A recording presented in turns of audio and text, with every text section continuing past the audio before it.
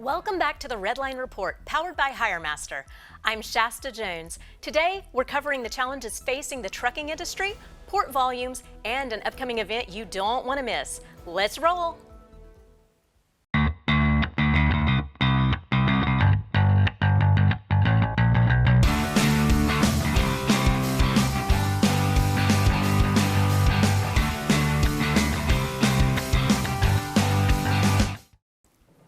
In efforts to resolve the trucking industry's continuous challenges, such as high fuel prices and worker shortages, experts have recommended businesses make use of the Work Opportunity Tax Credit. The tax incentive program helps businesses receive tax credits as high as $9,600 per eligible individual and may offset any federal tax liability owed. As reported by Transport Topics, one program participant that operates a trucking company of approximately 1,100 employees disclosed receiving a notable tax credit.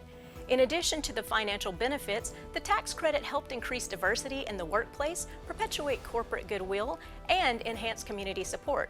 Employers of all sizes are eligible to claim the tax credit, but there are a number of eligibility requirements to qualify. If you're uncertain about qualifying, visit www.irs.gov or contact your local tax advisor.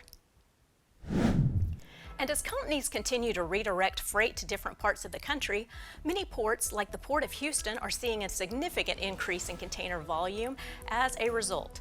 In October, the Port of Houston saw container volumes jump 13%, primarily due to an increase in demand for bagged goods, auto imports, and plywood.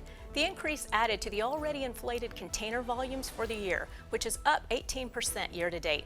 Other Gulf of Mexico ports seeing massive increases are the Port of New Orleans, which experienced a significant uptick in break bulk and container volumes, while the Port of Corpus Christi set a record for tonnage with 48.3 million tons of commodities moved through the port. The Port of Mobile also saw a 5% increase in October, resulting in the second highest container volume in the port's history. December is a time to celebrate the holidays, spend time with family and friends, and ring in the new year.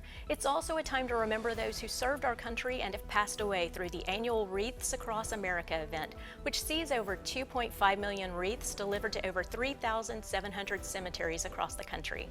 The highlight of the event are the hundreds of thousands of volunteers who assist in transporting the wreaths down to placing them on the gravestones. According to Don Queenie, Director of Transportation for Wreaths Across America, quote, "This is very family friendly. You can bring children and large families. They're actually placing these wreaths on the headstones, saying the names out loud, participating in the goodwill and fellowship that happens on that day," end quote.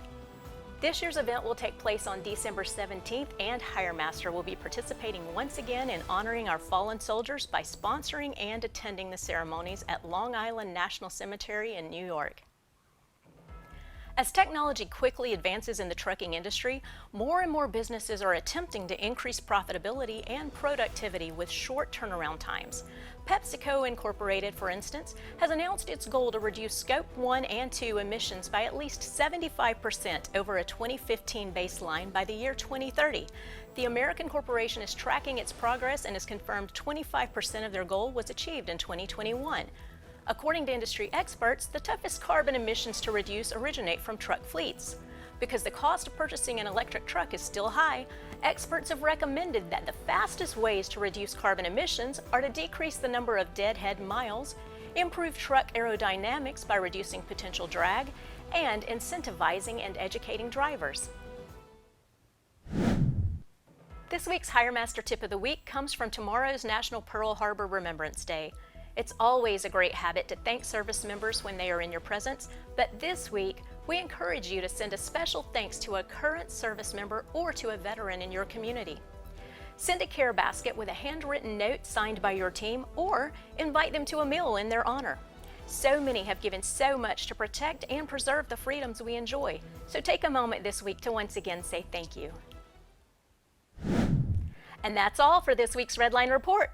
I'm Shasta Jones. Be sure to follow us on LinkedIn and subscribe to our YouTube channel to catch each episode and leave us a like and a comment. We'll see you next time on the Redline Report, powered by HireMaster.